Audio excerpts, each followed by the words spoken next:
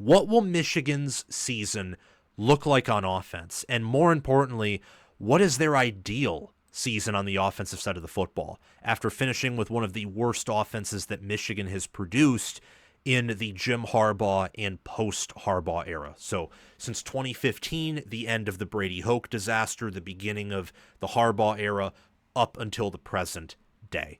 That is what Gyro, an Ohio State fan, so I think he's looking for some intelligence on the enemy here perhaps, asks. Verbatim, his question was, what is Michigan's ideal 2025 season offensively? I think this answer has to be one that is multifaceted, if that's the word, that can only be answered through multiple layers.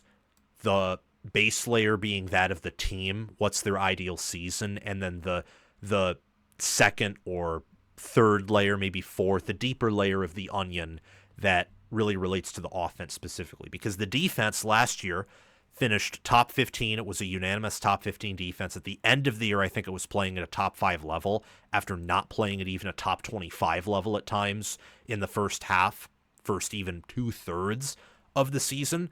With all they bring back, I know they lose Graham, Grant, Stewart, and Johnson. Johnson wasn't playing for the vast majority of the season, especially towards the end. It's like saying, well, Ohio State lost Josh Simmons.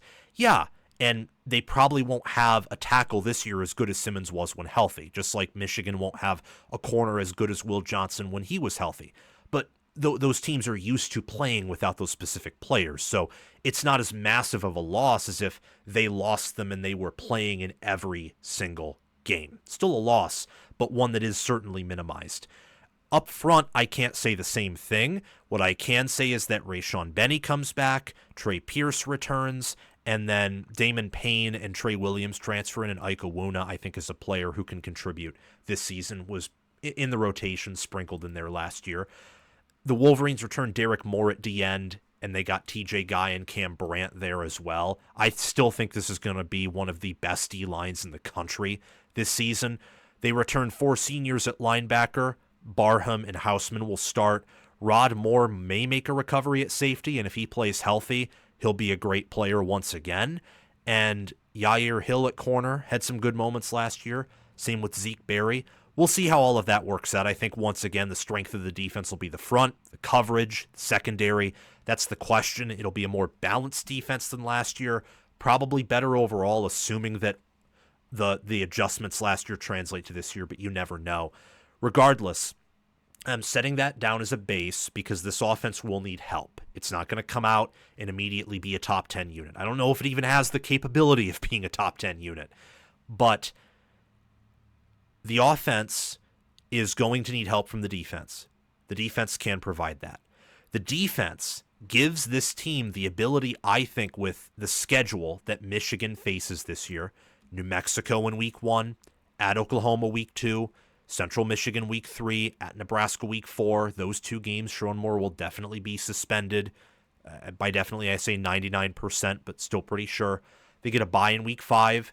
Wisconsin plays in Ann Arbor in week 6. Michigan travels to USC week 7. They host Washington in week 8.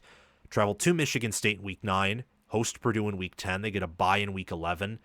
They play Northwestern in Wrigley Field in week 12. Neutral site game. They travel to Maryland week 13 and host Ohio State in week 14. The defense, combined with some of the limitations of all rosters Michigan faces, I think gives this team the capability of going 12-0.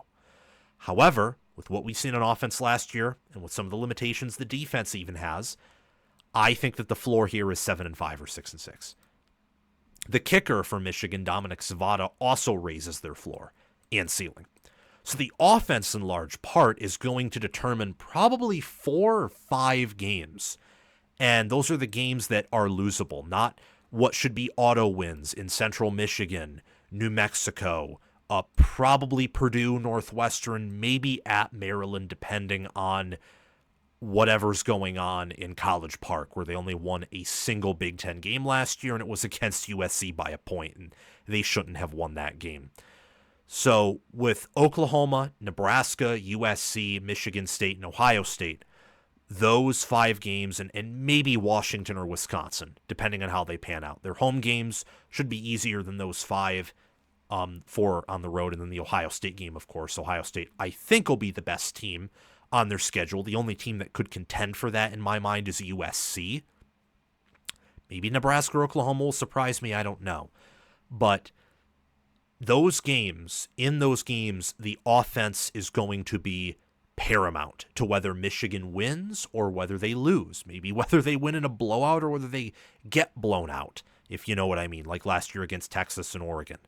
When I look at Michigan and Bryce Underwood and how phenomenal he was in high school, how he's been praised by whether it's recruiting analysts or more grassroots types who are really invested in the sport, make money off of it, but they're not like employed by CBS or Fox or ESPN. When I look at what Michigan brings back on the offensive line, how they've recruited there, the potential they have, when I look at their running back room, when I look at tight end and wide receiver, I would rank, this is based on potential. In terms of potential, only potential, the best rooms are quarterback. I would say this is a tricky one. I'm going to say O-line, but running back's close, and then tight end, and then huge gap wide receiver. That's just based on potential alone. And that's a good spot to be in. I know Underwood's a true freshman, which means things could go Dylan Raiola or Aiden Childs bad, which probably leads Michigan to losing definitely more than a game or even 2 games. But that also means he could immediately come out and he could be 2018 Trevor Lawrence with the potential that he has and with how he's been talked about out of high school. In that case, with what Michigan has, you're talking about going 12-0. And then being in the national championship conversation. So a wide range of outcomes. Thankfully, quarterback has a high ceiling. That could help compensate for a wide receiver room where I don't have a lot of confidence. I think it's one of the worst wide receiver rooms in the Big Ten, potentially one of the worst in the Power 4. The O-line should give some stability to quarterback. Pass protection, little bit shaky, but Sprague is someone who the staff is high on, who others outside of Michigan circles have praised and admitted he could be good. I think that the run blocking, I don't think run blocking for Michigan is a problem, and I don't think it was much of a problem last year, especially later in the season. I rewatched that Ohio State-Michigan game and then Ohio State's playoff run.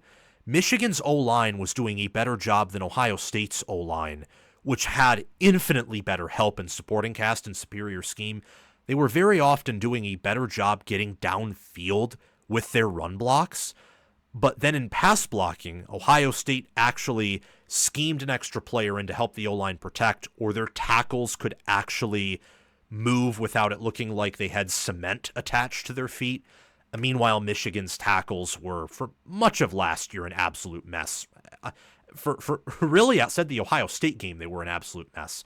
For whatever reason, they were able to hold Ohio State's pass rush in check, and I know they didn't pass much against Ohio State, but when they did, man, Warren had all day to throw, even with a blitz. It's just something that happened there, whether mental or the fact that I think Michigan probably punched above their weight class in that game, and they have a really talented O-line, even if it was disorganized and at times bad last year, especially in the month of September. The offense's ideal season, I think, is you run about 55 to 60% of the time, and a lot of that includes Bryce Underwood, who loves contact, can run, and look, he's been healthy, hasn't had a lot of injury concerns, and you utilize play action to scheme guys open, to allow them to hit downfield, and you let him rip it sometimes. And I think that's why Chip Lindsey was brought in. I think the ideal offense for Michigan, the Wolverines last year barely scored above 20 points per game. Iowa last year had a much better offense than Michigan. Large part of that was Caleb Johnson and facing an easier schedule, but still, Iowa scored almost 28 points per game. Michigan scored 22. They were the 113th scoring offense nationally. A little bit better than that when you adjust for their strength of schedule, which sportsreference.com has as the toughest schedule, or had as the toughest schedule in America. But I would say you shoot for scoring in the 30s, like low, mid 30s. That would be a successful year on offense in my mind. It would, especially since the defense last year allowed 19.9 points per game, and they probably are going to allow 18, 17, 16, or even less than that. I'm just being conservative given how last year started off on defense with the fact that they had more first-round talent than this year's defense will. The defense should get a little bit better. Special teams should be better. If the offense can score anywhere from 8 to 14 more points per game, well, you're talking about a team that goes from 8-5 to potentially winning 12 or even 13 games. I mean, if last year's Michigan team had Underwood at QB, a more veteran O-line, and a running back room that I think this year is going to be better than last year's, they don't beat Texas, and they probably don't beat Oregon. But they definitely, I think, beat one of Washington or Illinois, and I think they also beat Indiana, too, with how that team played. You're talking about a team that ends up going 10-3, or maybe they go 10-2 regular season, and I don't know if Michigan with an 8-1 conference record last year plays in Indy or not. They certainly wouldn't. I don't think they would have won. But then they are in, the playoff conversation as one of the road teams. It'd be a totally different year. Moore would be looked at totally differently. The staff would be looked at differently. I mean, maybe better talent just allows Kirk Campbell to keep his job, even though I don't think he was a good OC regardless of that. It's a long-winded answer to your question, but I think with all of these questions, you have to answer in more than a paragraph or even a few paragraphs. You have to answer with more so the equivalent of a few pages. And I think that Michigan's ideal season on offense is scoring anywhere from 31 to 38 points per game. You run the ball 60% of the time, scheme guys down the field open.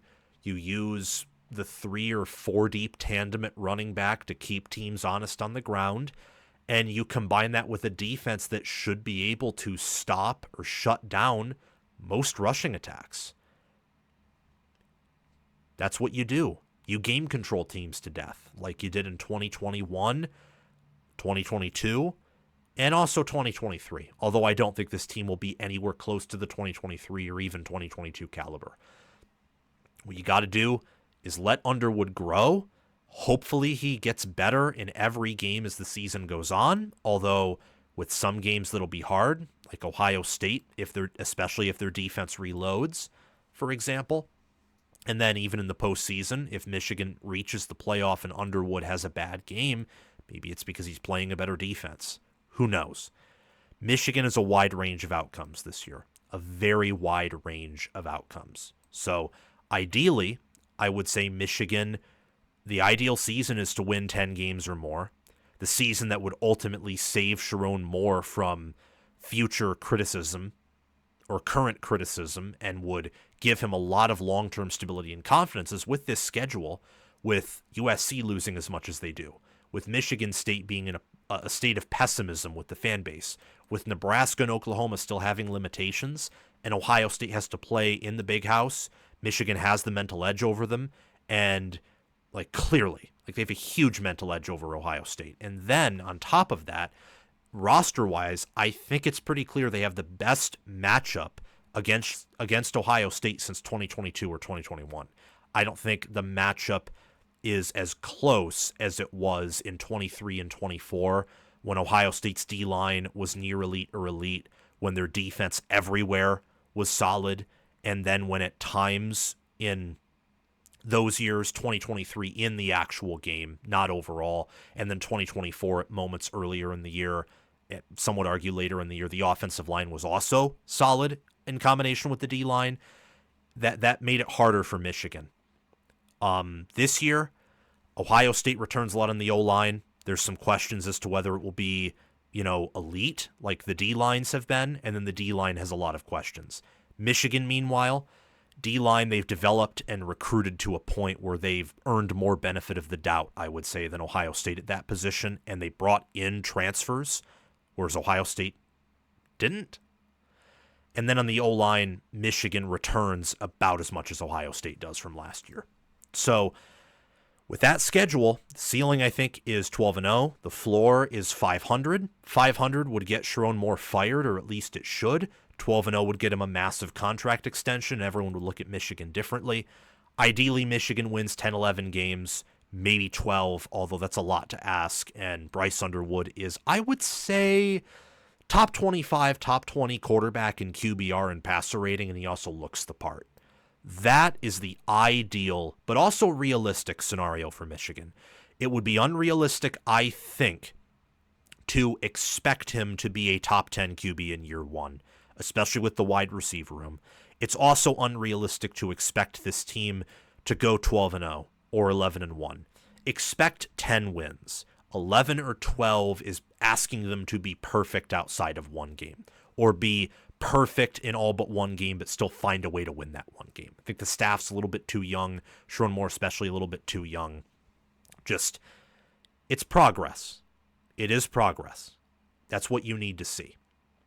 So, to answer your question, the ideal season for the Michigan Wolverines offensively is 31, I think, to 38 points per game.